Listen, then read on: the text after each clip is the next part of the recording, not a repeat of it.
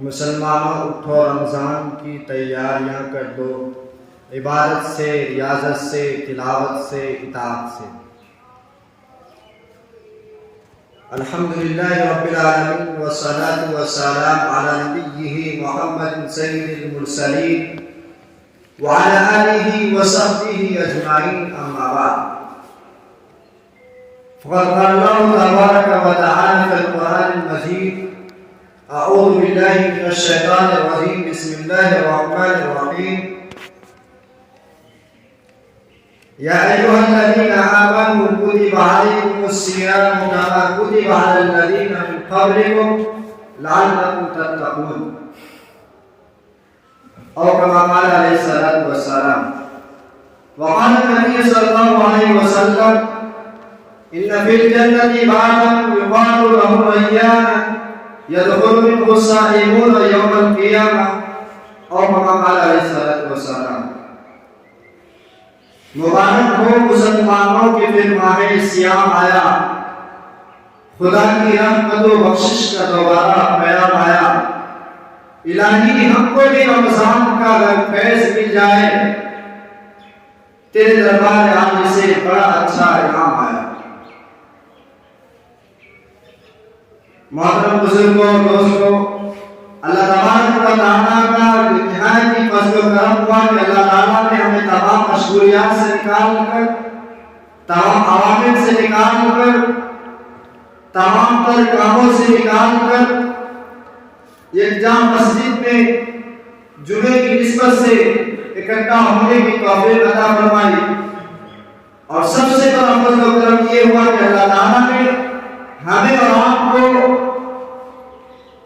حضرت محمد مصطفیٰ صلی اللہ علیہ وسلم کی امت میں پیدا فرمایا۔ مسلمانوں، ابھی میں نے جو آیت پڑھی ہے اور ایک حدیث شریف کی تلاوت کی ہے، دعا کرتا ہوں کہ اللہ تعالیٰ ہمیں ان دونوں چیزوں کی روشنی میں صحیح باتیں کہنے اور ہم سب کو اس پر عمل کرنے کی توفیق عطا فرمائے۔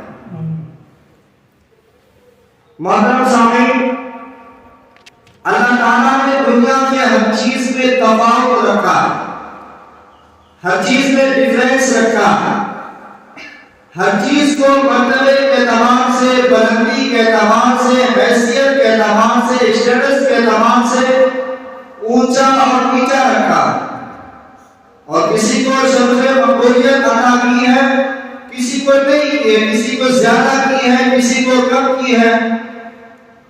چنانچہ آپ انسان کو دیکھ لیجیے، انسان کو اللہ تعالیٰ نے تمام تر مخلوقات میں، تمام مخلوق میں سب سے افضل بنایا اور اشرف المخلوقات کا خطاب دیا۔ اور اسی طرح سے آپ یوم جمعہ کو دیکھ لیجیے، پورے ہفتے کے دنوں میں سب سے افضل اور سب سے بابرکت، سب سے رحمت والا، سب سے فضل والا بنایا۔ اسی طرح سے قرآن کے تمام کتابوں میں افضلیت بخشی، اس کے اسٹیٹس کو بنایا، اس کو تقویت بخشی۔ ٹھیک اسی طرح اللہ کے نبی علیہ الصلوۃ والسلام کو تمام نبیوں میں فضیلت اور فوقیت دی۔ اسی طرح سے رمضان المبارک کو تمام مہینوں میں، تمام دنوں میں، بلکہ پورے سال میں جتنے بھی مہینے ہیں ان میں سب سے افضل بنایا، اس کے مقام کو، اس کے اسٹیٹس کو، اس کی بلندی کو، اس کی حیثیت کو، اس کے وقت کو بلند کیا اور بنایا۔ اور رمضان المبارک کو پورا بنایا، کیونکہ اس مہینے میں رحمت، برکت کا نزول ہوتا ہے اور مسلمان اپنے گناہوں سے دھل جاتا ہے۔ رمضان یہ عربی زبان کا لفظ رمض کا مصدر ہے، جس کے معنی ہوتے ہیں سخت بھوک اور شدت۔ کیونکہ ظاہر سی بات ہے کہ مسلمان اس مہینے میں تپش کو برداشت کرتا ہے، گرمی کی حرارت کو برداشت کرتا ہے، ٹیمپریچر کو برداشت کرتا ہے، اور برداشت کر کے بھوکا پیاسا رہ کے اللہ تبارک و تعالیٰ کو راضی کرتا ہے۔ دیکھیے، ہر چیز میں تفاوت تو رکھا ہی گیا ہے، لیکن ہر چیز کے اندر اللہ تعالیٰ نے کوئی خاص وجہ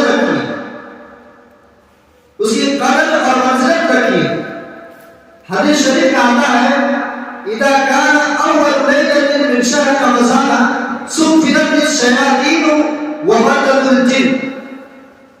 اس کا ترجمہ ہوتا ہے کہ جب رمضان کی پہلی تاریخ آتی ہے، پہلا رات آتا ہے، تو تمام شیاطین کے تمام جن کے پیروں میں بیڑیاں ڈال دی جاتی ہیں اور ان کو قید کر دیا جاتا ہے. اور اسی طرح سے وَغُلِّقَتِ أَبْوَابُ النِّيرَانِ فَلَمْ يُفْتَحْ مِنْهَا بَابٌ وَفُتِحَتْ أَبْوَابُ الْجَنَّةِ فَلَمْ يُغْلَقْ مِنْهَا بَابٌ. یعنی جہنم کے تمام دروازے کو بند کر دیا جاتا ہے اور جنت کے دروازوں کو کھول دیا جاتا ہے. اور شیطانوں کے دلوں کے جو وسوسے ڈالتے ہیں، انسان کو برائیوں میں مبتلا کرتے ہیں، اس کے پیروں میں بیڑیاں ڈال دی جاتی ہیں، وہ قید کر دیا جاتا ہے. اور یہ اتنا مبارک مہینہ ہے کہ اس میں ایک یونانی آواز لگاتا ہے، پکار لگاتا ہے، یا بار الخیر اقبل و یا بار الشر اقصر. اے بھلائی چاہنے والا، اے ثواب کی امید لگانے والا، اے نیکی کی تلاش کرنے والا، جلدی آ، تیرے لیے رحمت ہے، تیرے لیے برکت ہے، تیرے لیے جنت ہے. ٹھیک اسی طرح دوسرا کوئی نادی آواز لگاتا ہے، اے برائی چاہنے والا، برائیوں میں مبتلا شخص، برائیوں کو اپنانے والا، برائیوں کو شیوا بنانے والا، ہٹ جا، تیری کوئی ضرورت نہیں ہے. تیرا ٹھکانہ جہنم ہے. اس کی توبہ قبول نہیں ہوتی، اس کی نیکیوں میں اضافہ نہیں ہوتا، اس کے ثواب میں اضافہ نہیں ہوتا، بلکہ اس کی برائیوں میں، اس کی فحاشیوں میں، اس کے غلط کاموں میں اور اضافہ ہوتا چلا جاتا ہے اور وہ جہنم کے کگان پر کھڑا ہو جاتا ہے. اور جو آیت میں نے پڑھی ہے، یا ایھا الذین آمنوا کتب علیکم الصیام کما کتب علی الذین من قبلکم لعلکم تتقون. کہ ایمان والو، ہم نے تم پر روزے کو فرض کیا ہے جیسا کہ ہم نے تم سے پہلے انسانوں پر فرض کیا تھا. لعلکم تتقون، تاکہ تم متقی بن جاؤ، پرہیزگار بن جاؤ، برائیوں سے بچ جاؤ اور نیکی اور ثواب کو، اللہ تعالیٰ کے طرف ایمان کو اپنا شیوا بنا لو اور اس کو اپنا لو. اور ایک مرتبہ کی بات ہے، آقا علیہ السلام سے پوچھا گیا، اے اللہ کے نبی علیہ السلام، ہمیں بتائیے کہ سب سے زیادہ جنت میں لے جانے والی چیز کون سی ہے؟ اللہ کے نبی علیہ السلام نے نہایت خوبی سے جواب دیا، کہا اللہ کا خوف اور اچھے اخلاق، ان دو اوصاف کی وجہ سے سب سے زیادہ انسان جنت میں جائے گا. اسی طرح اللہ کے نبی علیہ السلام سے پھر پوچھا گیا، اے اللہ کے نبی ہمیں یہ بتائیے کہ جہنم میں سب سے زیادہ کون سی چیز لے جائے گا؟ اللہ کے نبی علیہ السلام نے ارشاد فرمایا، الفم والفم. فم کے معنی عربی میں منہ کے آتے ہیں اور فرد کے معنی شرمگاہ کے آتے ہیں. یعنی منہ اور شرمگاہ، یہ دونوں چیزیں انسان کو سب سے زیادہ جہنم میں لے جائے گا. اور حقیقت بات یہی ہے کہ رمضان میں انسان منہ کی برائیوں سے، منہ کے خرافات سے، بکواس سے، گالیوں سے، گلوز سے اور تمام تر برائیوں سے بچ جائے اور فحش سے بچ جائے اور شرمگاہ جیسے ناپاک برائی سے بچ جائے. اور کیوں نہ بچے؟ کیونکہ رمضان کا مقصد اور ٹارگیٹ اور ایک پرپس یہی ہوتا ہے کہ انسان منہ کی برائیوں سے بچے، انسان جسم کی برائیوں سے بچے، دھل جائے، اچھی طرح سے پاک اور صاف ہو جائے. کیا فائدہ اگر ہم روزہ رکھ کر بھی جھوٹ بولے؟ یہ اللہ کے نبی کی حدیث ہے. روزہ رکھ کر بھی جھوٹ بولے، غیبت کرے، بدگوئی کرے، فحاشی کرے، مکاری کرے اور لوگوں کی عیب جوئی کرے، یہ تو اسی طرح سے ہو گیا جس کھیت سے دہقان کو میسر نہیں ہوتی، اس کھیت کے ہر گوشے جنگل کو جلا دو. بتائیے جس کھیت سے کسان کو غلہ اور اناج حاصل نہیں ہوگا، جس کھیت سے اس کو فائدہ نہیں ہوگا، کیا اس کھیت میں سے فکر ہوگی؟ نہیں ہوگی، ہرگز نہیں ہوگی. اس کھیت کو جلا دے گا، اس کھیت کو تہدید کر دے گا. کیوں؟ کو فائدہ نہیں ہو رہا. ٹھیک اسی طرح اللہ رب العزت کو جب ہمارے روزے کا کوئی فائدہ نہیں ہوگا، ہمارے روزے کا مقصد اصلی ادا نہیں ہوگا، تو کیا اللہ تبارک و تعالیٰ کو ہماری کوئی پرواہ ہوگی؟ ہمارے ثواب کی کوئی نیت ہوگی؟ ہمارے ثواب میں بڑھوتری کرنے کا اللہ کے اندر کوئی ایسا جذبہ پیدا نہیں ہوگا۔ اللہ کہتا ہے ایسے لوگوں سے ہٹ جا، دور چلا جا، تیرے نماز کے تیرے روزے کی کوئی ہمارے میرے لیے تمہارے لیے کوئی ایسی برکت کی بات نہیں جس کی بنا پر ہم تمہیں ثواب کی امید سے رکھے اور ثواب کے نیکی میں اضافہ نہیں کر سکتے۔ پیارے مسلمانوں، آج یہ عام رواج ہو گیا ہے کہ لوگ نماز پڑھتے نہیں، لوگ زکات دیتے نہیں، لوگ اور جتنے اعمال اسلام جتنے ارکان اس کو ادا نہیں کرتے، لیکن یہ کیا رواج بن گیا ہے کہ لوگ تراویح میں دورے آتے ہیں اور 5 وقت نماز نہیں پڑھتے ہیں، جو کہ تراویح سے زیادہ اہم ہے۔ تراویح تو سنت ہے، نماز کا پڑھنا 5 وقت نماز فرض ہے۔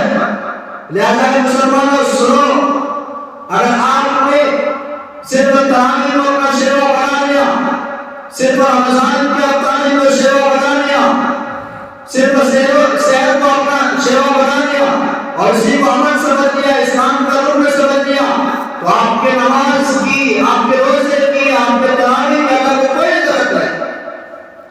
آپ کتنے روزے رکھ رہے؟ روزے کا کوئی مقصد ہی نہیں۔ اگر آپ نماز نہیں پڑھتے ہیں، آپ فرض تو سب سے پہلا فرض ہے، تو سب سے پہلا رکن ہے سوال کرنے۔ اللہ ماشاءاللہ بہت سارے لوگ ایسے ہیں جو ایسا کرتے ہیں، لیکن آپ کے درمیان ہی کچھ لوگ ایسے ہوتے ہیں جو پورے سال کو نماز نہیں پڑھتے، ایک مہینے کے لیے مسلمان ہو جاتے ہیں، مسجد میں آنا شروع کر دیتے ہیں اور تراویح پڑھنے لگتے ہیں۔ ایسا لگتا ہے کہ تراویح ہم رکن ہے، فرض ہے، واجب ہے، بلکہ بعض زمانے اس کی ترجیح یہاں تک کی ہے کہ تراویح سنت کفایہ بعض لوگ پڑھتے تو عطا ہو جائے مالک کی طرف سے، لیکن اکثر علماء کا کہنا یہی ہے کہ تراویح سنت موقوفہ ہے، لیکن پھر بھی نماز نہیں پڑھتے بعض لوگ اور تراویح کو فوقیت دیتے ہیں۔ ایسا ہرگز نہیں کرنا چاہیے، کیونکہ ہمارے روزے کا کوئی پھر فائدہ نہیں ہوگا۔ اور میں آپ کو بتا دوں کہ رمضان میں دو چاند لگانے والے 2 خوبی اور 2 خوبصورتی ہے، ایک ہے قرآن، دوسرا ہے شب قدر۔ قرآن کے بارے میں اللہ تبارک و تعالیٰ نے کہا اِنَّا أَنزَلْنَاهُ فِي لَيْلَةِ الْقَدْرِ، کہ ہم نے اس کو لیلۃ القدر میں نازل کیا۔ اور دوسرا شب قدر، شب قدر کی اہمیت سے آپ لوگ واقف ہی ہیں کہ شب قدر کی اتنی اہمیت ہے کہ اللہ تبارک و تعالیٰ فرماتا ہے اِنَّا أَنزَلْنَاهُ فِي لَيْلَةِ الْقَدْرِ لَيْلَةُ الْقَدْرِ خَيْرٌ مِنْ أَلْفِ شَهْرٍ۔ شب قدر تو 1000 مہینوں سے افضل ہے، 1000 مہینوں سے موقعیت رکھتا ہے، بلندی رکھتا ہے۔ تنزل الملائکہ والروح، کہ اس میں لیلۃ القدر میں فرشتے نازل ہوتے ہیں، رحمت کے فرشتے، برکت کے فرشتے، تاکہ مسلمانوں کی نیکیوں میں اضافہ کر دے۔ یہ بہت ہی بابرکت رات ہے جس نے روزے کے اندر، رمضان کے اندر 4 چاند لگا دیا۔ اور قرآن ایسی کتاب ہے، ذالک الکتاب لا ریب فیہ، یہ ایسی کتاب ہے جس میں کوئی شک و شبہ کی گنجائش ہے۔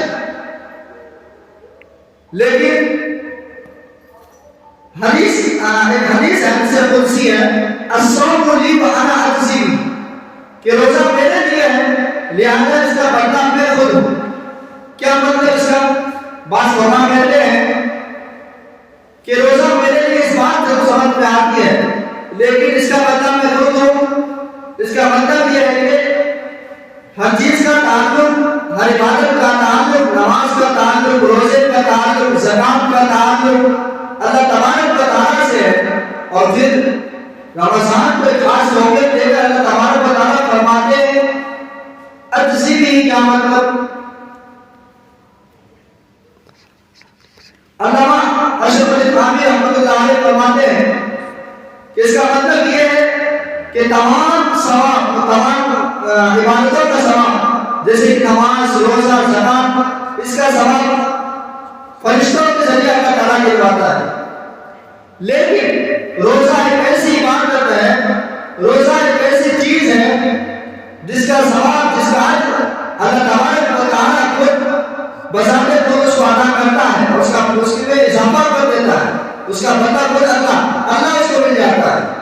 جو روزہ رکھتا ہے. لہذا اے مسلمانوں، آپ سے گزارش ہے کہ آپ روزے تراویح قرآن کی تلاوت کے ساتھ ساتھ 5 وقت نمازی بھی ہوں، اور اللہ تعالیٰ ہمیں کہنے سننے سے زیادہ عمل کرنے کی توفیق عطا فرمائے اور قرآن کی تلاوت کرنے والا بنائے اور تراویح اور روزے رکھنے کا پابند بنائے.